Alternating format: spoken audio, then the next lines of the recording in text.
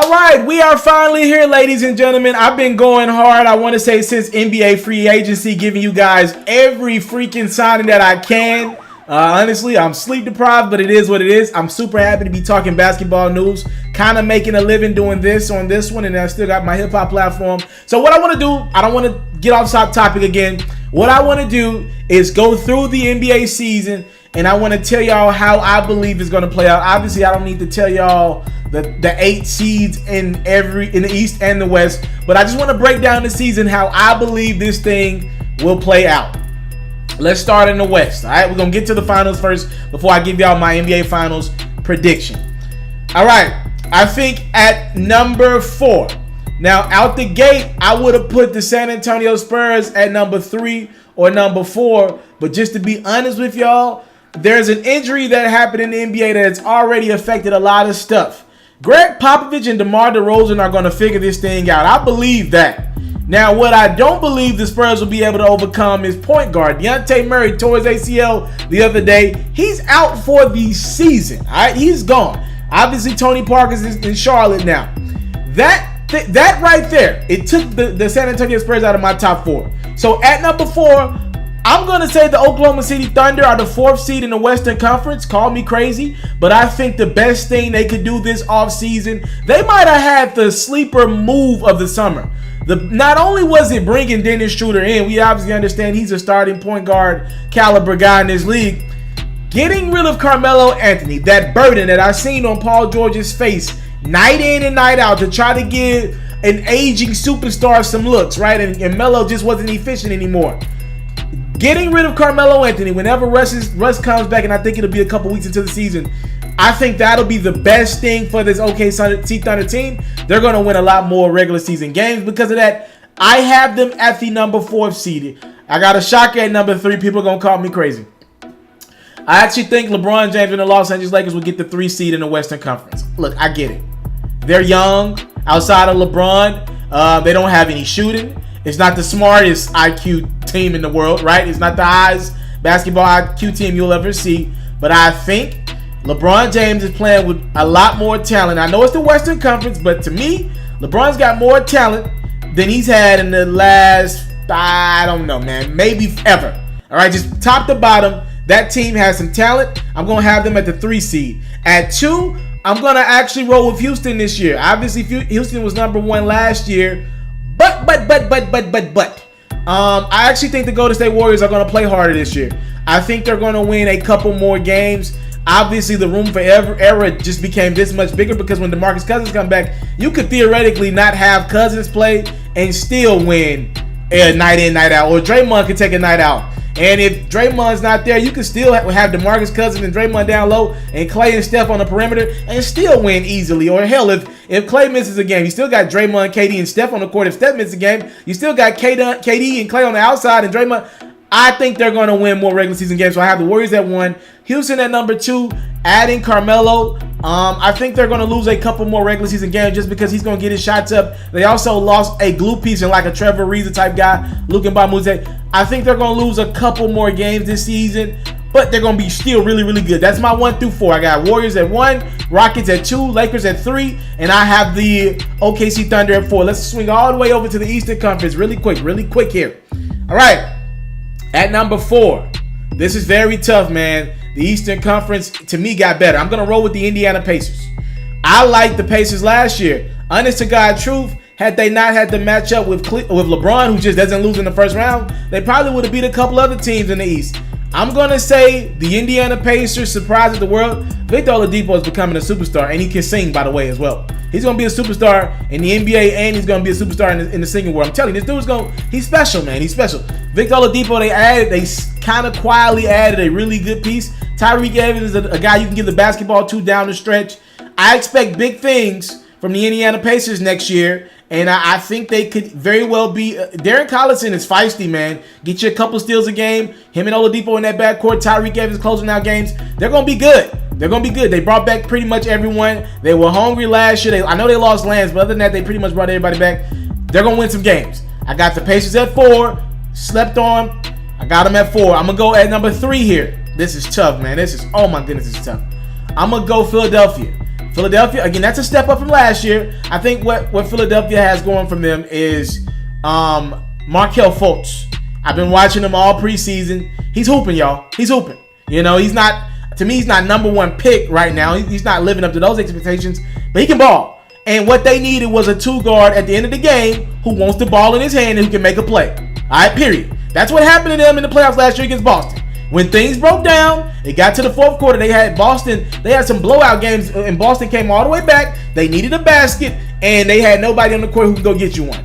All right, we're in the NBA is built on three-point shooters, and their 2-point best players, Ben Simmons, can't make a basket outside of 14 feet to save his life, and Joel Embiid is a streaky three-point shooter. All right, I know he loves to shoot that three, but you can't count on a 7-foot guy whose his best asset of his game is his footwork. You can't expect him to be a consistent three-point shooter. That's not. You need a guy that you can get a ball to and dribble on the perimeter and make a shot. I'm gonna go them at 3. All right, I got Sixers at 3, Pacers at 4. At number 2, man, this is tough. I'm gonna go with the Toronto Raptors. Listen, a lot of people don't understand this. The Raptors were the number 1 team in the Eastern Conference with DeMar DeRozan last year. They got swept by the Cavs in the second round of the playoffs. All right, they got better this summer. I don't know why people are sleeping on the Toronto Raptors. Ladies and gentlemen, they got better. They added a top 3 player. All right, definitely top 5, maybe top 3. Kawhi Leonard, I've been watching him all summer. He's getting there. All right, I won't say he's all the way there. He's about 75, 80% there. All right, they added him. At the end of the game, he's not going to break down mentally like DeMar DeRozan did. I've listened to DeMar DeRozan in interviews say pretty much, if we had LeBron, we win too. That's a defeated mentality, all right? Kawhi doesn't have a defeated mentality. Ironically, he's the complete opposite of DeMar DeRozan. He believes he can beat anybody in the league. He didn't want to play with the Lakers. He wanted to go to the Clippers. That dude is all about competition. He's going to compete for that Defensive Player of the Year and MVP award. I think when in doubt, if Kyle Lowry ain't got his ish together this year, I'm rolling with the backup. I'm rolling with Van Fleet. I think the Raptors are going to be really good. And me putting them at number 2 and not number 1 has nothing to do with them. It just speaks highly of the number 1 team in the Eastern Conference. Listen to me, ladies and gentlemen. The Boston Celtics are a great basketball team. Not good. From top to bottom, they are great. Somehow, some way, they kept this team together this summer. You got Terry Rozier still around. A lot of people thought he'd be traded, right? Just how good he was in the playoffs. You found a way to keep Marcus Smart. He's like the heart and soul of that team. He's the passion of that team. Still got Marcus Morris around there. He's really good at what he does. Tough guy of the team for sure. He ain't taking no ish from anyone, all right? Now, I ain't even getting to guys like Ajule. These guys can ball, man. These guys ain't scrubs. Let's go to that starting lineup, though. Ironically, well, let me not say ironically. Maybe the worst player in that starting 5 is Al Horford. Ladies and gentlemen, Al Horford is as consistent an NBA player you'll find. Now, maybe you want Al Horford to be a 25-point per game scorer. He's not that. But from a consistency standpoint, Al Horford is there. He comes to play every night. And that's your worst player in your starting lineup, pretty much. Jalen Brown. I interviewed Jalen Brown this summer. I watched him play in some private gym settings a time or two. He got better. He's really, really good. He can guard anything from the 1 to the 4. He's really, really good. At 6'5", he can guard. All right, he can score as well. He might be the 4th best player, worst player in that starting lineup. At number 3, Jason Tatum, ladies and gentlemen. He might be no. Gordon Hayward. All right, now I still believe Gordon Hayward's a tad bit better than Jalen Brown, but that margin is shrinking. All right, Gordon Hayward is a knockdown shooter in this league. Can still go get you 25 and 5. He better be careful because them young bulls coming for his spot. But I still like Gordon Hayward this year. High basketball IQ. Him and Kyrie really good friends. That's the 3rd best player. I keep saying worse. That's the 3rd best player in that starting lineup. All right. That's crazy. The 2nd best player, Jason Tatum, is a superstar, ladies and gentlemen. That is an NBA superstar.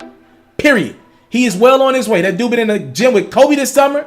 I heard he really looking good. I haven't seen him, but I heard he's really looking good. Jason Tatum, ladies and gentlemen, he can take that late game shot too. And they got one of the most cold-blooded individuals in the game in Kyrie Irving. He's a cold-blooded dude. One of the top 3-point guards in the NBA. The only thing that I'm concerned about with Boston is health.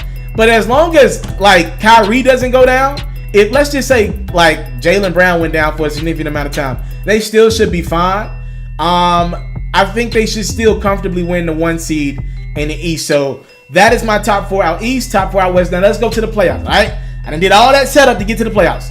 I'm going to start with the Western Conference here. Pretty much, it's plain and simple.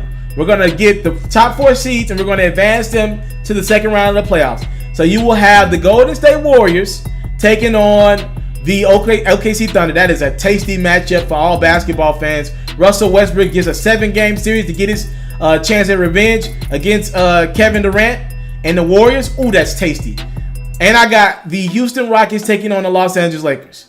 Listen, 2 great matchups. I'm going to say the Warriors win that bad boy against PG and Company in a tough 6-game series. And I'm going to say the Houston Rockets win in 7. And I think the Warriors win in 6 just because at some point talent has to matter. Steven Adams is no punk by any means. He's a decent player in this league, borderline good player in this league. But he ain't nowhere near talented as the DeMarcus Cousins. All right, that guy's going to be on the court. And then who guards Draymond? And then who guards, you know what I mean? I know you got guys coming back, but Roberson's coming back to guard Klay maybe, or they're just going to run out of bodies, man. That Warriors team in that bench, you know, I'm sorry, man. I got to give the Warriors the edge. I got to get when the Warriors lose a guy to the next summer, then maybe we can have that conversation about the Thunder, but not this year. So I'm going to take the Warriors in 6, all right, over the Thunder. That Rockets-Lakers series is going to be better than a lot of people think. Here's why. The Rockets clearly have more talent than the Lakers to me, but LeBron is one of those guys, he beats up on low IQ basketball players. James Harden and Carmelo Anthony have low basketball IQs. The problem is Chris Paul is still there, or we think he's going to be there come that time of the year. So, though I think LeBron, if Chris Paul wasn't around, he would beat up on Harden and Melo in the playoffs, because Chris Paul is still the point guard of that team, and the Lakers don't have a second guy, I'm going to give the Rockets the edge. But this is a tough 7-game series. This is tough. A tough series comes down to the Houston Rockets having home court, and they're going to win that series over the 3-seeded Los Angeles Lakers. So we got the Warriors and we got the Rockets in a Western Conference Finals rematch. Listen, ladies and gentlemen, the Rockets are still really, really, really good. Been watching them all preseason. They're still knocking down a crap ton of threes. Melo's fitting in quite well with them being a spot-up shooter. Here's the thing. The Warriors got better this summer. The Rockets did not get... Look, I like the Melo addition. They didn't get better from a defensive standpoint to me. All right, they lost Luka Mbamute. They added Michael Carter-Williams. They lost Trevor Ariza. I don't like that. The Warriors added a all-star, perennial all-star every year. All right, listen to what I just said. At some point, like I said, talent has to matter. And I'm rolling with the Warriors. This one doesn't get to 7 games. I got the Warriors in 6 over the Rockets this year. Advance the Warriors to the NBA Finals for a 5th consecutive year. That is crazy to me. Let's go over to the East. Number 1 seeded Boston Celtics taking on the Pacers. Number 2 seeded Toronto Raptors taking on Philadelphia. I'm going to start with the number 1 seed Boston. They're going to get rid of the Indiana Pacers in 5 games. Kyrie Irving, Victor Oladipo, phenomenal matchup. Here's the key to that. They're going to throw multiple bodies at Victor Oladipo. So not just a Kyrie defending Victor Oladipo. If they want to keep Kyrie fresh, here's what you do. You got a Marcus Smart. You got a Jalen Brown. You got a Jason Tatum. Gordon Hayward. Ajule. You got a Terry Rozier. At some point, Victor Oladipo is going to get tired. I'm going to give the Pacers game 3 in Indiana because that crowd is going to be crazy. But I'm going to take the Boston Celtics to get rid of the Indiana Pacers in 5 games. Easily. All right? Just at some point, talent has to matter. They're going to work Victor Oladipo and tire him out. Now, this matchup right here might go 7 games. Oh, my goodness. The Toronto Raptors. Philadelphia 76ers. I really, really like Philly. I like Ben Simmons, man. Borderline superstar. Joel Embiid. Borderline superstar. Here's my thing. DeMar DeRozan is no longer in Toronto. Kawhi Leonard is heartless, man. Let me tell y'all something. Kawhi Leonard does not just play on the offensive side of the court. Even LeBron takes plays off defensively at this point in his career. That dude plays 94 feet of defense. All right? he is going to take Ben Simmons out of that series. Period. Ben can't shoot. Ben won't be able to get to the lane like that against the Raptors. I'm going to roll with the Raptors in 7. All right? Markelle Fultz is going to be good around. At this point, we're in the second round. Markelle Fultz will be really good. Okay? Just throwing that out there. But, in my opinion, the Raptors will have enough. They'll have an inside presence with Ibaka. Valanciunas is still getting better. That bench is still great. And their bench is, to me, a little bit better than Philly's bench. I'm rolling with Kawhi Leonard, man. He is the best player on that basketball court in that series. And I'm going to give him that slight edge. We Raptors in 7. Woo! So, now we got Celtics versus Raptors. No LeBron James. Means no Cleveland, no Miami, no none of that. We got new teams playing in the Eastern Conference Finals. No LeBron. I know Boston was there last year, but we got a new matchup. And this is probably going to be between those two teams and the Philadelphia 76ers. Those 3 teams are probably going to take turns going to the finals for years to come if the Raptors keep Kawhi. All right? If the Raptors don't keep Kawhi, the following year it'll be Philly versus Boston. But here we are. Raptors versus Celtics. Let's just go up and down this thing. Kawhi Leonard is going to have to guard either Kyrie or Jason Tatum. He can't guard both. They got other athletes on the court, right? But Kawhi Leonard can't guard both of those guys. He's the only elite defender on that team. Kyle Lowry will get destroyed by Kyrie Irving. Period. I'm rolling with Boston in 6. All right? Just because the Raptors are very disciplined, I'm rolling with them in 6. That could very well be a 5-game series or a sweep maybe. That's what I'm giving the Raptors a little bit more respect than I should. I'm giving Kawhi Leonard a lot of respect. Boston has too much talent to lose. That would be a disappointment. Brad Stevens going against a rookie head coach. Come on, bruh. I'm going with Brad Stevens. Now, we advance the Celtics to the NBA Finals. Our finals matchup is finally here. Whew, I am tired. Okay. Celtics versus Warriors. Let's go through the starting 5s. I want to break this thing down in totality. Start at center. DeMarcus Cousins versus Al Horford. Though I told you guys a few moments ago that Al Horford is consistent, sometimes the thing I don't like about Al Horford is I don't see the dog in him enough. DeMarcus Cousins is a dog. The only thing that could get in DeMarcus Cousins' way is not being on the basketball court. What are you talking about, TALIAFERRO? I know he's coming back from a torn Achilles. He should be fine. He can take all the time in the world. If that Achilles gives him problems and he's not available for the Celtics, for the Warriors, that could be a factor. Let's just say he's physically available. Another thing, DeMarcus Cousins' mental. DeMarcus Cousins and Draymond Green go back and forth for technical fouls. As a matter of fact, KD, Draymond, and DeMarcus Cousins lead the league in techs. They got all 3 of those guys on one team. Here's what I got to remind you guys about. Remember, the only way that the LeBron and Kyrie-led Cavaliers came back was at 2016, down 3-1 in the NBA Finals against the Golden State Warriors. A lot of people attribute Draymond Green getting teed up, tripping LeBron and hitting him in the whatever. That, a lot of people say if Draymond would have never got hurt, the Warriors get rid of the Cavs in 5. Losing Draymond gave the Cavs that momentum. LeBron and Kyrie went out there and scored 41 apiece. So, just throwing that out there, DeMarcus Cousins with those technical fouls. I know the number resets for the playoffs, but Draymond and DeMarcus Cousins can rack up some T's. All right, and if they go through a tough, think about it, right? If they got to play the Thunder, I didn't even get to the first round matchup, let alone they play like Minnesota or something like that. But if they got to play the Thunder and then the Rockets, there's chemistry there. There's beef there in both of those series. All right, that's Russell Westbrook on the court going at them and Paul George going. These are guys. So I'm just saying there's going to be a lot of bad blood there, which means a lot of fouls and probably a lot of technical fouls and flagrant fouls. So just keep that in mind. All right, that's one thing. And other than that, I'm giving DeMarcus Cousins the edge. With all that being said, as long as he stays on the court, I'm giving Cousins the edge over Horford. Next matchup here, at the 4, I'm guessing Jason Tatum's going to have to be the 4 for Boston. At the 4 for the Warriors is going to be Draymond Green. I'm actually giving Jason Tatum a slight edge because I think Jason Tatum will adapt to playing Draymond in the post, Draymond's not going to really try to body Jason Tatum up that much in the post, though he does have the size advantage. He don't have the ball in his hands enough to do that. This ain't Michigan State, all right? You don't need Draymond to go get you 25 and 14. Because of that, I think Draymond's going to actually have problems getting acclimated to guarding Jason Tatum on the perimeter.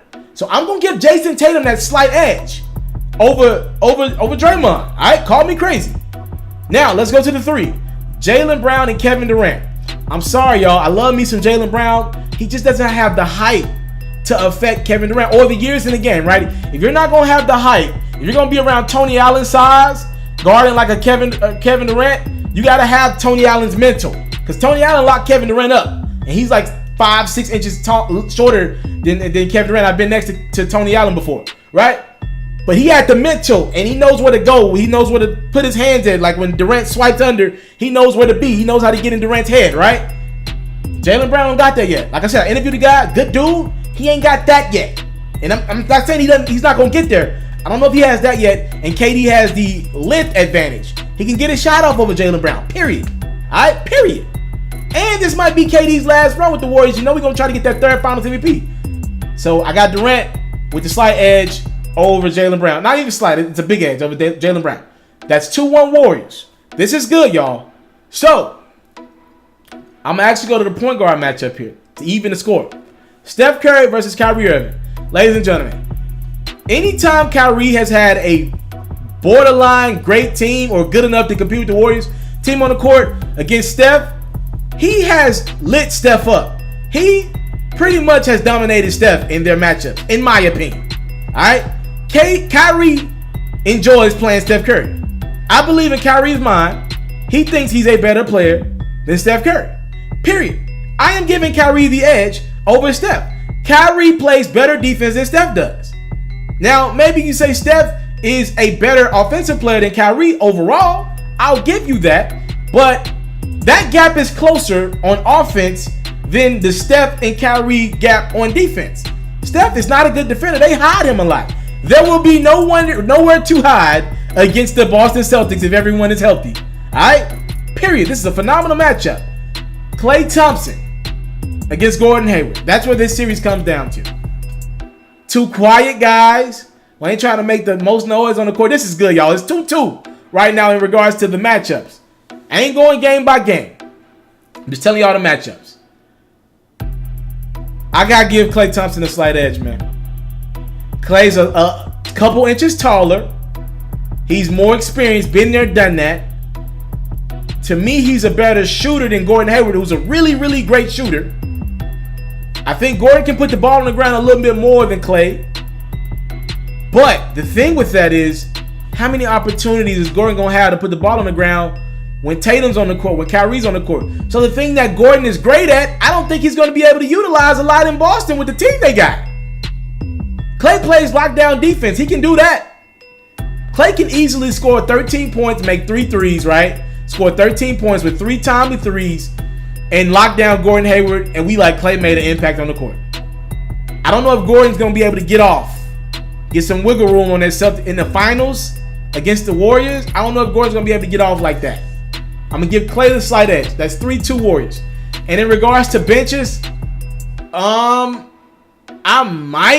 mean, it's close, y'all. It's super close.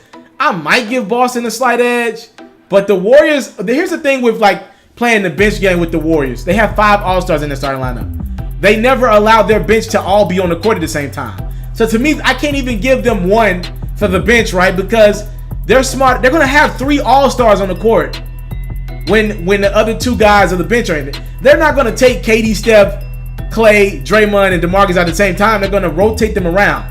You're going to still have 3 All-Stars on the court. So the bench thing ain't going to really matter to me that much. Period. I'm just telling y'all what it is. Like, that bench advantage ain't going to really matter that much that the Celtics might have. Coaching, Steve Kerr be in his 5th straight NBA Finals. Brad Stevens is close. Ain't there yet. I'm giving my edge. And this is crazy, y'all. In a 7-game series, giving my edge on their home court. The Golden State Warriors are going to win their 4th championship in 5 years, their 3rd straight. they become, if they're not already, one of the most legendary. They're in one of the most legendary runs we've ever seen. Kevin Durant takes that third Finals MVP and walks away from this Warriors team. I don't know where he's going. We'll talk about that at a later date. But they're going to get that third championship back to back to back. Only 3 teams in the last 20 years have done that. Chicago Bulls twice, Los Angeles Lakers once. And in a classic NBA Finals. Much better than LeBron making that LeBron versus the Warriors Finals good. That Finals matchup should not have been good a couple of them years, right? Like, it just was LeBron being phenomenal. When LeBron, 2015, when Kyrie and Kevin Love were both injured, that shouldn't have went to 6 games. LeBron is just the greatest player to play in this era, right? That's all that is. And in 2017, that Finals matchup should not have been entertaining like it was for the 5 games that we got.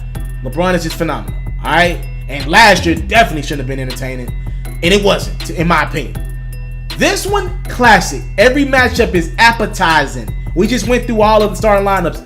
Everybody, even the casual fans gonna know everybody on the court. That's fun. That's basketball. That's what we like to see. Celtics versus Warriors. I'm telling y'all, this could be the new rivalry. I don't know if everybody's gonna stick around long term. That's basketball. I know everybody hyped about LeBron in LA. LeBron gonna be playing the Warriors. LeBron gonna be playing the Celtics. No. That's it right there. That matchup behind you is what I'm looking forward to seeing. I have the Golden State Warriors winning an NBA championship in 7 games. You are free to tell me your prediction in the comment box below. If you made it this far in my video, please comment your name. I am going to give you some sort of a prize, a gift card or something. If you made it through this entire video, and don't go tell anybody else in the comment section, but if you comment, just comment prize in the comment box below, and it'll be, you know what? Don't comment prize. Here's what I want you to comment. Comment Giannis Antetokounmpo in the comment box below. That's very random. And then I'll know you made it to the end of the video. And if you did that, you'll have some sort of a prize. We'll talk about it. I'll get your information and all that. Thank you so much for the time, love, and support. I am excited for the NBA season, ladies. As you can see, I don't have any notes, ladies and gentlemen. My phone is black screen. I don't have any notes or anything like that. This was just straight passion and love for the game, man. And I look forward to giving you guys night-to-night highlights, the NBA season. I look forward. I'm so happy to do this, guys. I used to work at ESPN, and I wanted to go after my dreams before I go back to ESPN if I had to. They left that door open for me. This is what I want to do, though. I know I can do this, and I look forward to entertaining you guys. The 2018-2019 season is underway now officially, and I'm so excited. Let's get to it, y'all. I'm out.